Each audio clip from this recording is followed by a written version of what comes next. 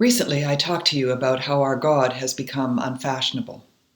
One way in which this sneaks its way into our consciousness is in the rewriting of history through a secular-only lens. This happens so much more frequently than you can imagine. Living with an historian, hardly a newscast goes by that one of us doesn't say, "Where is the mention of faith?" So often, motivation for good works comes from faith, and yet as stories are told of those we admire in the past, faith is rarely mentioned. I'm about to change that for one historic Canadian. Viola Desmond knew that she was a child of God. Raised in faith in the bosom of Cornwallis Street Baptist Church in Halifax, Nova Scotia, she was a child of faith, a follower of Jesus. She was strong in her faith and as a result was strong as a person. She was driven to help others, and it was from her faith that all her actions took place. Wanting to provide Black women with access to beauty products and services, she had to study in Montreal, Atlantic City, and New York because no Black woman could attend beauty school in Halifax.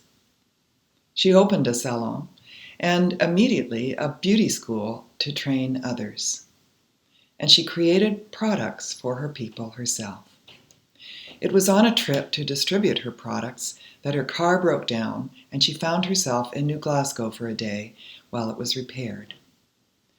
She decided to see a movie at the Roseland Theatre, purchasing a ticket and sitting near the front because she was nearsighted. With no sign limiting the main floor to whites, she found herself unintentionally breaking an unwritten understanding. People of color were limited to the balcony. Sadly, the subtlety of racism in Canada did not mean that there was no racism.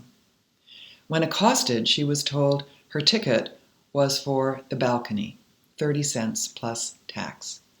Not the main floor, 40 cents plus 1 extra cent of tax. She offered to pay the difference. She was a woman of means, but instead was arrested, assaulted violently, and put in jail overnight, injured. She was charged with tax evasion of 1 cent. Because of who she was as a loved child of God, she felt that this wasn't right. When she got home, she asked her husband what she should do. Her husband advised her to let it go and pay the $26 fine. Despite the gender roles of the times, she turned to her church and was encouraged by her minister and his wife. And so she decided to fight the charges in court. The church helped to pay her legal bills. Because of poor judgment on the part of her lawyer, the case was not successful, and her marriage ended following the failure of the case. But Desmond's sacrifice led to the birth of the civil rights movement in Nova Scotia and, by extension, Canada. 15 years later, Viola's minister, the Reverend William Purley Oliver, reflected on Desmond's legacy. This meant something to our people. Neither before or since has there been such an aggressive effort to obtain rights. The people arose as one and with one voice. This positive stand enhanced the prestige of the Black community throughout the province. It is my conviction that much of the positive action that has since taken place stemmed from this. Faith forms people. Lots of people argue, well, you don't need faith to be a good person. But when we're talking about people of the past that we admire, so many of them were people of faith. So there wasn't a great mass of people of no faith in the past to compare them to. They were all pretty much people of faith. And when you look around today, you have masses of people of no faith. And it seems like a lot of them not only don't act out of concern for others, but don't even live up to the maxim, do no harm.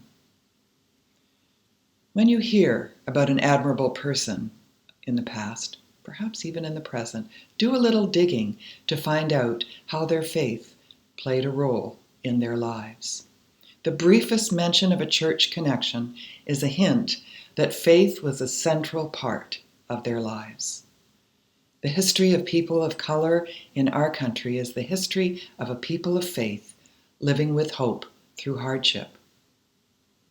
And every time you're in contact with a $10 bill, check out the picture of Viola Desmond and think about what the faith of one person can do to effect change.